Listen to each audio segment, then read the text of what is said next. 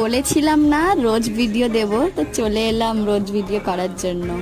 অফিসেই যাওয়ার জন্য রেডি হচ্ছি, আদার্স ওয়াইজ আর কিছুই না। হঠাৎ করে দেখি অনেক বছর পুরনো একটা জামা, যেটা অনেক দিন আগে কিনেছিলাম আর একবারই পরেছিলাম। তারপর এখন শুধু আলমারিতেই গুছিয়ে রাখা থাকে আর পরা থাকে, আর কিছু হয় না। তার জন্য সকাল সকাল পরে সবার ফার্স্টে একটু ঢং করে নিলাম। তারপর ভাবলাম যে থাক, দেরি হয়ে যাচ্ছে, অফিস তো যেতেই হবে। তো বেশি ঢং না করে আবার রেডি হতে শুরু করলাম। তো যাই হোক, রোজ একই স্টাইল মারি। আমি একটা নতুন ক্লিপ পরেছিলাম, ক্লিপটাও পরে নিলাম। আর ভিডিওতে যেইভাবে দেখছো ঠিক সেইভাবেই যাব অফিসে, কিছু না, একটু টিপটা পরে নিলাম। টিপটাও পরি না, লিপস্টিকটাও পরে যায় না, শুধু ব্লগ বানাচ্ছি বলে কদিন ধরে টিপ আর লিপস্টিকটাও পরে যাচ্ছে। নতুন নতুন ক্লিপ কিনছি, সেইগুলোও পরে নিচ্ছি।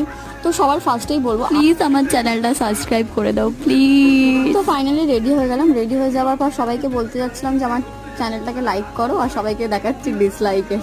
তো টাটা গাইস, বাই বাই।